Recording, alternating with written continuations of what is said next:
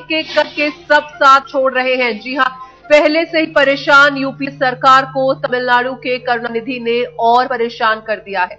18 सांसदों वाली डीएमके ने यूपीए से समर्थन वापसी का ऐलान कर दिया है। इसकी वजह यह है कि संयुक्त राष्ट्र मानवाधिकार आयोग जिनीवा में तमिल हिंसा पर श्रीलंका के खिलाफ प्रस्ताव लाने वाला है। करुणानिधि चाहते हैं कि भारत इस प्रस्ताव का समर्थन तो करे ही, साथ ही संसद में भी श्रीलंका के खिलाफ प्रस्ताव लाए। திராவிட முன்னேற்ற கழகம் மத்திய அமைச்சரவையில் இருந்தும் ஐக்கிய முற்போக்கு கூட்டணியில் இருந்தும் உடனடியாக விலகிக் கொள்வதென முடிவு செய்யப்பட்டு அறிவிக்கப்படுகிறது। द्रविड़ राजनीति के दिग्गज की इस घोषणा से दिल्ली का तख्त हिल गया। सोनिया ने सोचा था कि करुणानिधि इतने कुपित कभी नहीं होंगे कि हाथ ही खींच ले, लेकिन जब खींच लिया तो खलबली मच गई। See, too early for me to say anything because it's, as I said, work in progress. Khurshid के पास कैबिनेट के खूंटे से बंधे होने की मजबूरी है, यही बोलना था। लेकिन सच तो यह है कि यूपीए नाम का जहाज अब समर्थन के समंदर में डामाडोल हो रहा है। लोकसभा में अध्यक्ष मीरा कुमार को छोड़कर सदस्यों की मौजूदा संख्या है 540, मतलब बहुमत के लिए चाहिए 271 का आंकड़ा। इसमें कांग्रेस के पास सिर्फ 203 सांसद हैं। डीएमके के 18 सांसदों और वीसीके के एक सांसद के समर्थन वापस ले लेने के बाद यूपीए में बचे एनसीपी के 9, आरएडी के 5 और 10 अन्य, मतलब यूपीए की कुल ताकत 227 की। अब बाहर से समर्थन देने वालों का हिसाब देखिए। यूपी की दोनों सबसे बड़ी पार्टियां, मुलायम सिंह की समाजवादी पार्टी की 22 और मायावती की बहुजन समाज पार्टी की 21, देवेगौड़ा की जनता दल सेकुलर और लालू की आरजेडी की 3-3 सीटें और 9 दलीय सांसद, कुल मिलाकर 58। अब यूपीए के अंदर और बाहर दोनों को मिला दीजिए तो ये संख्या 285 बनती है। यह आंकड़ा बहुमत से तो बहुत ज्यादा है, लेकिन अब इसका रिमोट कंट्रोल समाजवादी पार्टी और बहुजन समाज पार्टी के पास आ गया है। नाराजगी के बावजूद भी हमने सेंटर की गवर्नमेंट को लगातार अपना समर्थन जारी रखा है और हमारा समर्थन अभी भी जारी है और जब तक ये गवर्नमेंट अभी भी लगातार जारी है और समर्थन वापसी का तो कोई सवाल ही पैदा नहीं है। नहीं, कोई समर्थन वापस नहीं दिया है। वो समर्थन वापस देना उनका चल रहा है, उनका लेन देन चल रहा है, लेन देन। 21 मार्च को जेनेवा में होने वाली संयुक्त राष्ट्र मानवाधिकार आयोग की बैठक में अमेरिका श्रीलंका में तमिलों पर हुई हिंसा के खिलाफ एक प्रस्ताव लाने जा रहा है। डीएमके की मांग है कि भारत इसमें श्रीलंकाई सरकार को नरसंहार और युद्ध अपराध के लिए जिम्मेदार ठहराने का संशोधन पेश करे। केंद्र ने इसे हल्के में लिया तो करुणानिधि ने सरकार ही हिला दी। ये सरकार कितना दिन चलेगा इसके ऊपर कोई भरोसा के साथ नहीं कह सकते। करुणानिधि के कोप से कपकपाती सरकार ने सोमवार को 3 दूतों को चेन्नई दौड़ाया था, एक एंटनी, गुलाम नबी आजाद और पी चिदम्बरम। लेकिन द्रविड़ दिग्गज ने तीनों को बैठाया, नाश्ता कराया और इस संदेश के साथ वापस भेज दिया कि पहले संसद में प्रस्ताव लाइए, फिर सोचेंगे। Let me assure everyone that the stability of the government and the continuance of government are not an issue. The government is absolutely stable and enjoys a majority in the Lok Sabha. अभी भी सरकार के लिए करुणानिधि ने रास्ता खुला छोड़ रखा है, बशर्ते शुक्रवार को जेनेवा में वोटिंग से पहले संसद एक प्रस्ताव पारित करके संशोधन के साथ ठोस समर्थन का ऐलान करे। उन्होंने पार्लियामेंट में प्रस्ताव की बात कही है मोशन पास करने की, तो उस पर हमने बाकी दलों से बातचीत करनी शुरू की है, क्योंकि पार्लियामेंट में कोई भी प्रस्ताव बाकी दलों की सहमति से पास हो सकता। अब यूपीए फंस गया है। उसे डर है कि अगर उसने तमिल हिंसा को लेकर श्रीलंका सरकार पर दबाव बढ़ाया तो पाकिस्तान और चीन जैसे देश कश्मीर और पूर्वोत्तर राज्यों के मसले अंतर्राष्ट्रीय मंच पर उठा सकते हैं। कांग्रेस को दिल्ली में रहना है तो दंडवत करना है। उसे सिर्फ इतना तय करना है कि वो करुणानिधि के आगे झुकेगी या मुलायम या मायावती के आगे। डीएमके का हाथ खींचने से सरकार संकट में आ गई है। संकट सरकार गिरने का नहीं है, क्योंकि आंकड़े तो कहीं न कहीं से जुटा ही लिए जाएंगे। संकट है तो बस सरकार की साख का, क्योंकि एक एक बिल पास कराने के लिए दूसरे दलों के पास हाथ फैलाना होगा और इसके बाद जो मोल भाव होगा उसका अंदाजा आसानी से लगा जा सकता है। कैमरामैन संजय चौधरी के साथ शमशेर सिंह, दिल्ली, आज तक। और जो सरकार को समर्थन देने का दम भर रहे हैं, उनका कहना है कि डीएमके और यूपीए के बीच लेन देन चल रही है और इस लेन देन से अलग सरकार खुद को फिलहाल बेफिक्र दिखाने की कोशिश कर रही है। लेकिन सवाल यह है कि क्या एक भरोसेमंद सहयोगी को छोड़ देगा यूपीए? आखिर करुणानिधि को कैसे मनाएगी सरकार? क्या होगी सरकार की रणनीति? 18 सांसदों की छड़ी पर छटपटा कर रह गई कांग्रेस। यूपीए में प्रोग्रेसिव का तो नहीं पता, लेकिन न तो वो यूनाइटेड बची है और न ही अलायंस। पहले ममता ने मारा और अब करुणानिधि का कोड़ा। कांग्रेस की तो किलकारी ही गुम हो गई है।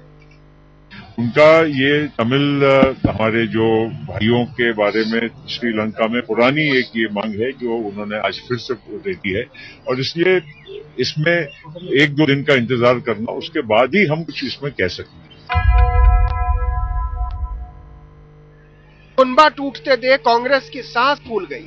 पहले संसदीय दल की बैठक बुलाई, फिर कोर कमेटी की बैठक बुलाई और इसके बाद हाईकमान के दरबार में पार्टी के बड़े बुजुर्गों ने हाजिरी बजाई। नहीं, सरकार को कोई खतरा नहीं है। उनका जो स्टेटमेंट है करुणानिधि जी का, उस स्टेटमेंट को गंभीरता से लेकर उस पर विचार विमर्श कर रहे हैं और एक मीटिंग अभी जो है सबकी हुई है वरिष्ठ नेताओं की। कांग्रेस भले बोल रही हो कि फर्क नहीं पड़ता, लेकिन अंदर अंदर वो भी जानती है कि फर्क पड़ता है और ऐसा वैसा नहीं पड़ता है। जैसे जैसे चुनाव करीब आते जा रहे हैं, यूपीए की सरकार कमजोर और सहयोगियों के ऊपर ज्यादा से ज्यादा आश्रित दिखने लगी है। ऐसे में सरकार अगर बची भी रहे तो वो कैसे चलेगी, इसका अंदाजा आसानी से लगाया जा सकता है। एक भरोसेमंद साझेदार को खोकर कांग्रेस समाजवादी पार्टी और बहुजन समाज पार्टी के भरोसे बैठने में हिचकिचा रही है। डीएमके के साथ साझेदारी 9 साल पुरानी है और वो भी चुनाव से पहले की। यूपीए का घटता हुआ आकार सरकार के लिए ऐसा मझधार है जिसमें वो कभी भी डूब सकती है। दरअसल सरकार की रणनीति साफ है कि संकट को जितनी देर तक टाला जाए वो बेहतर है। यही वजह है कि सोनिया ने सुबह अपने भाषण में डीएमके को मनाने की कोशिश की तो दोपहर में सरकार फार्मूले निकालती नजर आई। करुणानिधि को सीधे ना करने की न यूपीए हिम्मत कर सकता है और न जोखिम ले सकता है, इसीलिए चिदम्बरम को चेन्नई चिपकाया गया था।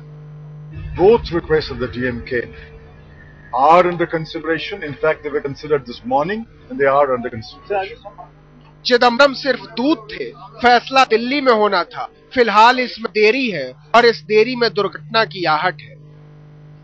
निश्चित रूप से अस्थिरता तो होगी, पहले से ही ये सरकार अल्पमत में हरी सपोर्ट के आधार पर जिंदा रहेगी। अब जो है वो अल्पमत और ज्यादा होगी। सोनिया गांधी की सरकार अभी भी किसी चमत्कार के इंतजार में है और इसके लिए वाशिंगटन से लेकर जिनेवा तक और दिल्ली से लेकर कोलंबो तक दिमाग के घोड़े दौड़ाए जा रहे हैं। लेकिन इस दौड़ में विजय का एक ही मतलब है, करुणानिधि की कृपा। इसके बगैर सरकार की सूरत बेचारी ही बनी रहेगी। संदीप सोनवलकर के साथ बालकृष्ण, दिल्ली, आज तक। और कैसे बजी सरकार के लिए खतरे की ये घंटी? 48 घंटे के भीतर यूपीए ने अपने 18 साथ खो दिए। देखिए कैसे करुणानिधि और कांग्रेस दोनों ने मिलकर विदेशी मामले पर नाटक की भूमिका लिखी। ये नाटक अभी भी जारी है, लेकिन इसका अंत कांग्रेस ने करुणानिधि के हाथ में छोड़ दिया है।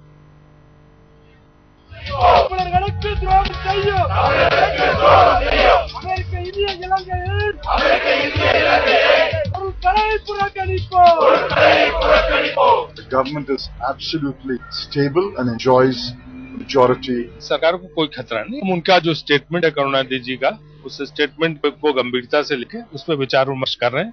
2 दिन पहले चेन्नई से चला नाटक दिल्ली में आकर खत्म हो गया। सरकार के रंगमंच से यूपीए का पर्दा उठा तो डीएमके के पात्र नेपथ्य में जा चुके थे। ड्रामा दोनों तरफ से हुआ, करुणानिधि की तरफ से भी और यूपीए की तरफ से भी। श्रीलंका पर प्रस्ताव के लिए करुणानिधि को अमेरिकी संवेदनशीलता उधार लेनी पड़ी। ये सब मजाक है और 1 महीने के बाद अब वापस आ जाएंगे डीएमके वाले।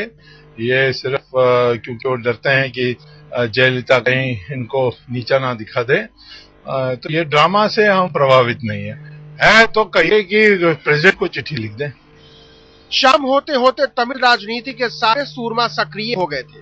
जयललिता ने करुणानिधि को चुनौती दे डाली थी। करुणानिधि ने कहा कबूल है और इस कबूलनामे के बाद कांग्रेस का ड्रामा शुरू हो गया।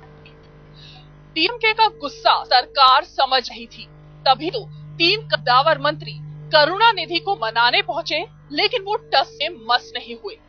दिल्ली पहुंचकर ये मंत्री सोनिया गांधी से चर्चा कर ही रहे थे, चेन्नई में करुणानिधि ने समर्थन वापस का ऐलान ही कर दिया। राजनीति तो है ही नाटक का नाम। डीएमके अपनी जमीन खिसकने के डर से ड्रामा कर रही है, तो कांग्रेस सत्ता खिसकने के डर से। दोनों पर अपने अपने खतरे, दोनों के अपने अपने ड्रामे। कांग्रेस और करुणानिधि दोनों ने मिलकर इस नाटक की कथा लिखी थी, लेकिन हर नाटक की तरह इस नाटक में भी भरपूर भ्रम है और लोकतंत्र का दर्शक समझ रहा है कि सारे पात्रों के संवाद सच है। मजा देखिए, सरकार सोच रही है कि ये सब झूठ निकल जाए तो कितना अच्छा हो। रीमा पराशर के साथ शमशेर सिंह, दिल्ली, आज तक। तो समर्थन लेने और देने का नाटक चल रहा है। दूसरी तरफ हम आपको बता दें कि लोकसभा में आज एंटी रेप बिल जो है वो पास हो गया है। अब इसे राज्यसभा में पेश किया जाएगा। साथ ही आपको बता दें कि क्या मुख्य चीजें रही यहाँ पर। 18 साल पर जो सहमति थी, सहमति से सेक्स की उम्र 18 साल रखी गई है। कुछ चेंजेस जो है वो सरकार ने यहाँ पर किए हैं। दिल्ली में चलती बस में गैंग रेप की वारदात के बाद देश भर में उपजे आक्रोश के बाद सरकार ने महिलाओं की सुरक्षा के लिए जिस सख्त कानून का वादा किया था उसे आज लोकसभा में हरी झंडी दिखा दी गई है। बिल में महिलाओं के खिलाफ अपराध की सजा को और सख्त कर दिया गया है। पहली बार रेप करने वाले को उम्र कैद और दूसरी बार सजाए मौत का प्रावधान रखा गया है। पहली बार पीछा करना या ताक झांक का आरोप जमानती होगा। पहले ये नॉन बेलेबल वारंट था, लेकिन अब चेंज करके इसको बेलेबल किया गया है। दूसरी बार आरोप लगा तो ये गैर जमानती होगा। महिलाओं के सामने कपड़े उतारना अपराध माना जाएगा। महिला के सामने अश्लील बातें करना भी गुनाह माना जाएगा। घूरने को लेकर रेप बिल में बदलाव किया गया है। साथ ही एसिड अटैक को लेकर लाइफ इम्प्रिजनमेंट की जो बात थी वो नहीं मानी गई है। अब एसिड अटैक के लिए उम्र कैद की सजा नहीं थी। Those in favor may say aye. आखिरकार क्रिमिनल लॉ बिल 2013 यानी महिला सुरक्षा बिल को लोकसभा की मंजूरी मिल गई।